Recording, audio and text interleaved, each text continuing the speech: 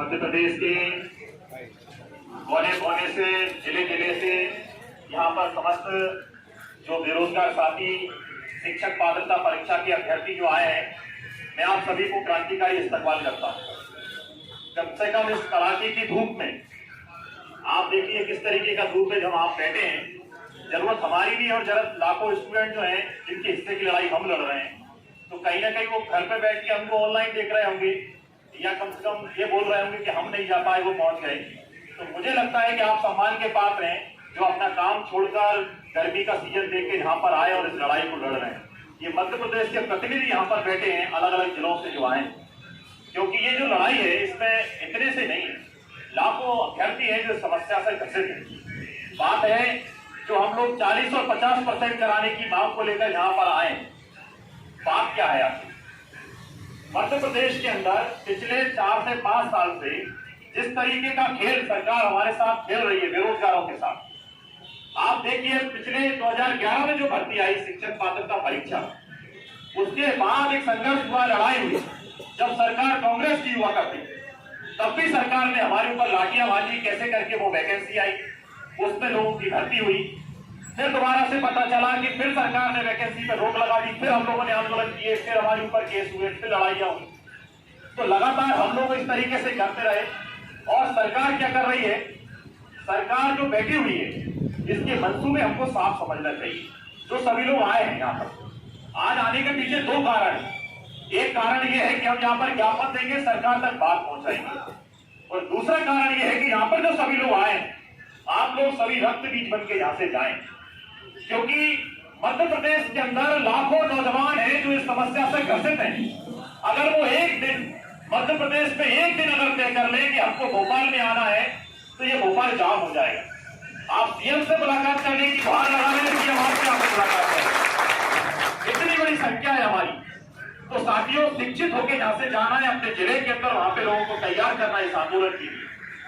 तो साथियों, जो मध्य प्रदेश सरकार की मंशा है, जो हम देख रहे हैं कि सरकार की मंशा रोजगार देने की तो नहीं है। कोई भी भर्ती आती है भ्रष्टाचार की बनी चलती है। शिक्षक पात्रता परीक्षा पिछली बार जब हुई तो उसका पेपर लीक हुआ, और पेपर जब लीक हुआ तो उस पर कार्रवाई भी नहीं हुई, 2 आदमी गिरफ्तार भी नहीं किए गए।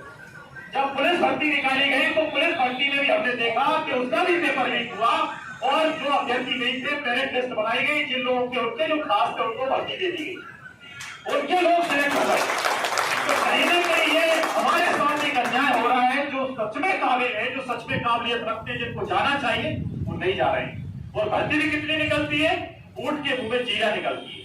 इतनी सी भर्ती मध्य प्रदेश के अंदर 1.5 लाख शिक्षकों के पद खाली है। 1.5 लाख निकाले कितने जा रहे हैं? 7,000 निकाले जा रहे हैं, 15,000। हम कह रहे हैं 1.5 लाख क्यों नहीं निकाले जाएंगे? हम में यार बीच में लड़ाई करवा दी। हम जब आंदोलन कर रहे हैं भाई 40% और 50% करो, तो हमारे भाई कह रहे हैं कि नहीं भैया ये मत करवाना, हमारा नंबर चला जाएगा। तो ये कंपटीशन की भावना आ गई। क्यों आ गई?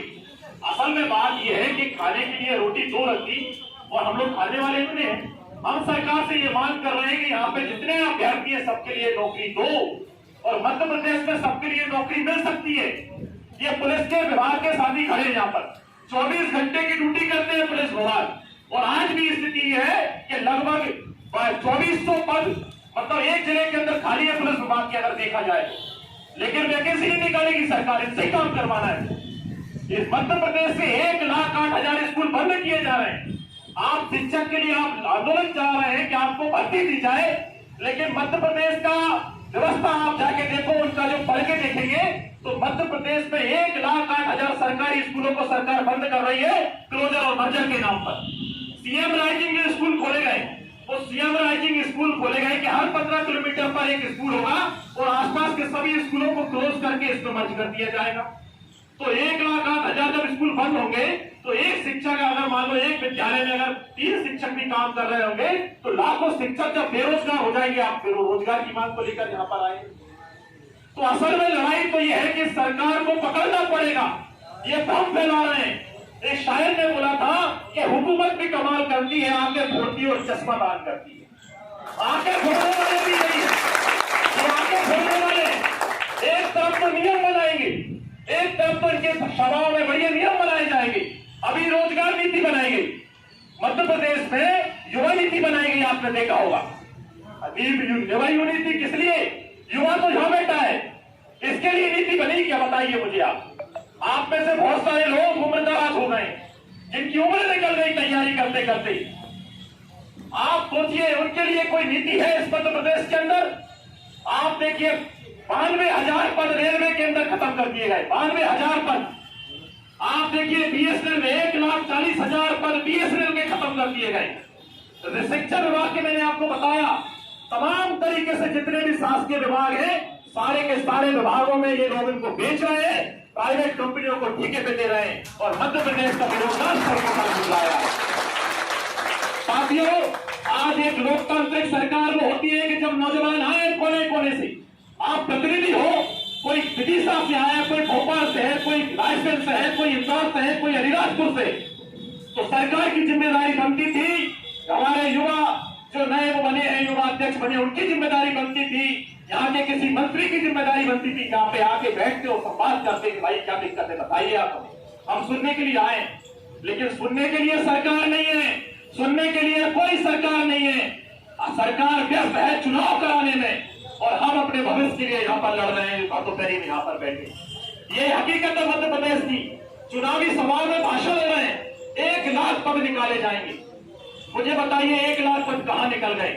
पिछले 4 साल से ये सुनते आए और कान में हम बहरे हो गए कि भाई 1 लाख पद निकलेंगे। कहां है वो 1 लाख पद? हमें भी तो बताए सरकार जरा। मोदी सरकार जब आई केंद्र में तो उन्होंने बोला था 2 करोड़ रोजगार देंगे, और हकीकत यह है कि मध्य प्रदेश के अंदर अकेले शिक्षित बेरोजगारों की संख्या 30 लाख से ऊपर पहुंच गई। शिक्षित बेरोजगार 30 लाख से ऊपर। मैं आपको इंसिडेंट बता रहा हूं, आपको लग रहा होगा मैं थोड़ा वक्त ले रहा हूं, लेकिन साथियों ये बात लेकर जाइए आप लोग वहां पर। हमारे राजगढ़ संभाग का एक लड़का तैयारी के लिए इंदौर आया और तैयारी करते करते ओवरएज हो गया।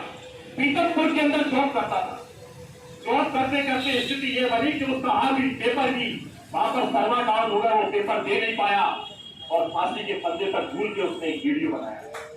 वो वीडियो आपने देखा होगा, हर नौजवान के पास पहुंचा था। उसमें बोला था कि शिवराज सिंह चौहान जी आपके मेरी मौत के जिम्मेदार आप हो, मेरी मौत के जिम्मेदार आप हो, क्योंकि आपने 4 साल से पुलिस की भर्ती नहीं निकाली मध्य प्रदेश के अंदर। उस नौजवान की हम घर गए, हम उसके जब घर गए तो उसकी मां को पता नहीं था कि बेटे ने आत्महत्या कर ली। मां बीमार थी, दवाइयों का इंतजार था, पिता इंतजार कर रहा था कि बेटे का नौकरी लगेगी तो बहन की शादी होगी। ये स्थिति हमने उस बेरोजगार के घर जाके देखी। ग्वालियर का एक शिक्षक जो हमारे आंदोलन में जहां बैठता था, दिवाली के दिन उसको ब्रेन हेमरेज हो गया और उसकी मौत हो गई, क्योंकि बच्चों की ख्वाहिश पूरी कर नहीं पाया वो बेरोजगार। मध्य प्रदेश में और पूरे देश के अंदर हर 2 घंटे के अंदर 3 नौजवान आत्महत्या करते हैं। जैसे आप सोचिए ये बात कि 2 घंटे के अंदर 3 नौजवान अगर आत्महत्या कर रहे हैं। युवाओं का देश है, ये भगत सिंह का देश है, ये नेताजी सुभाष चंद्र बोस का देश है कि जहां पर नौजवान आत्महत्याएं करेंगे। हमारे माँ बाप मेहनत करते हैं, अपनी जमीन बेच देते हैं और बेचते हैं, जाओ बेटा तैयारी करो, मेहनत करो, पढ़ाई करो, और हम पूरी मेहनत के साथ तैयारी करते हैं। लेकिन सरकार अगर पे रोक लगा दे, सरकार सारी वैकेंसियों पर रोक लगा दे, भ्रष्टाचार हो जाए, तो बताइए हमारा क्या दोस्त। आखिरकार माँ बाप की आंसुओं के अलावा हमें कुछ हाथ नहीं लगता। यही हो रहा है मध्य प्रदेश के अंदर। ये 40% की मांग कर रहे हैं आप लोग, ये इसलिए नहीं कर रहे हैं कि हम काबिल नहीं है, बस इसलिए कर रहे हैं कि हमारा रोजगार सुनिश्चित नहीं है। अगर ये सरकार हमको सुनिश्चित करती कि आपको रोजगार दिया जाएगा तो निश्चित रूप से आपको रोजगार मिलता और आपकी मांग नहीं कर रहे होंगे। लेकिन सरकार की नीति है। 12 बजे रात को एक बहन का फोन आया तो बोली कि भैया मेरे 2 नंबर से मैं रह गई, बताइए क्या होगा। रो रही थी वो, क्योंकि मेरी सगाई जो हुई है वो इसी आधार पर हुई है कि बस परीक्षा पास हो गई, परिवारों की टीचर है, दहेज नहीं देना पड़ेगा, शादी हो जाएगी अच्छे घर में, और जब पता चलेगा ससुराल वालों को तो वो मेरी सगाई तोड़ देंगे। आप सोचिए उस बहन के ऊपर क्या गुजर रही होगी। रात को 12 बजे वो फोन कर रही है। आज वो हमारे बीच में नहीं, मैंने उसको बोला था आप आना, वो नहीं आ पाई। आप सोचिए यही स्थिति है। ये शिक्षक पात्रता परीक्षा में रगड़ के मर गए। हम कहीं किसी प्राइवेट स्कूलों में पढ़ा रहे हैं, कहीं किसी अतिथि शिक्षक में पढ़ा रहे हैं। मध्य प्रदेश के अंदर 2री क्लास 5वीं क्लास का जो बच्चा है उसको 1ली क्लास की किताब पढ़ना नहीं आती, 8वीं क्लास के बच्चे को 5वीं की किताब पढ़ना नहीं आती। 12वीं क्लास के बच्चे को 10वीं का गैस सॉल्व करना नहीं आता। जिस मध्य प्रदेश के अंदर शिक्षकों का अभाव है, एक स्कूल में एक शिक्षक के पेड़ के नीचे स्कूल लग रहे हैं, वहां पर मध्य प्रदेश में शिक्षक कह रहे हैं हमें भर्ती करो, सरकार कह रही है भर्ती नहीं करेंगे। ये कौन सी नीति है मुझे बताए, ये क्या नीति है मध्य प्रदेश सरकार लाइए। अगर मध्य प्रदेश को संपन्न बनाना है, शिक्षित बनाना है, तो करो भर्तियां। 1.5 लाख पद खाली है, 1.5 लाख के हिसाब से भर्ती होना चाहिए। साथियों, यहाँ पर हम लोग आए हैं भोपाल के अंदर, यहाँ पर भोपाल में हमें ज्ञापन दे रहे हैं, लेकिन आप लोग ये समझ लीजिए ये सरकार है जिस तरीके से तानाशाही कर रही है मानने वाली नहीं है। इनके लिए तो जबरदस्त आंदोलन खड़ा करने की जरूरत है पूरे मध्य प्रदेश के अंदर। जिस दिन मध्य प्रदेश के अंदर गांव गांव से बहनें उठेंगी, बेरोजगार भाई उठेंगे, उस देखना मध्य प्रदेश की स्थिति बदल जाएगी। ये झूठ बोलना छोड़ देंगे। हम किसी एक सरकार की नहीं बोल रहे। जब कांग्रेस थी तब भी हमने आंदोलन किए, भाजपा आई तब भी आंदोलन किए, और कोई भी सरकार आ जाए सत्ता के अंदर अगर वो गलत नीति लागू करेगी तो उसके खिलाफ भी हम मुखर होकर खड़े होंगे और उसके खिलाफ भी हम आंदोलन करेंगे। इसलिए साथियों, ये बेरोजगारों की लड़ाई हम लड़ रहे हैं। पूरे देश भर के अंदर जिस तरीके से बेरोजगारों की स्थिति है, खुलेआम सेवा क्षेत्रों को बेच के सरकार चंद लोगों के फायदे के लिए काम कर रही है और पूरे मध्य प्रदेश के बेरोजगार सड़कों पे खान छान रहे हैं। यही स्थिति है साथियों। आप देखिए, अंबानी की जो कोरोना लॉकडाउन था, अंबानी की इनकम कई गुना बढ़ गई, वो दुनिया का पूंजीपति हो गया, लेकिन आज हमारे बेरोजगार भाई नाते वो नहीं है। इसकी तरक्की हो रही है देश के अंदर। कौन देश आगे जा रहा है? देश भी 2 तरीके के हैं और सरकार उनके लिए फायदा पहुंचा रही है। तो साथियों, आपको हमको ये लड़ाई को मिलकर लड़ना होगा। ये 40 और 50% की मांग आज हम यहाँ पर लेकर आए। हो सकता है आज हमारी सुनवाई नहीं हो, लेकिन इसको आप, इस चुनाव को आपने जो जलाया है यहाँ पर नीलम पास में, इसको बुझने मत देना। अपने अपने जिलों में जाइए और इसी तरीके से धरने प्रदर्शन करिए। अपने अपने जिलों में बेरोजगार साथियों को इकट्ठा करिए, उनको समझाइए ये लड़ाई आज मेरी है। आप सोचिए, आप अपने हिस्से की लड़ाई नहीं लड़ी।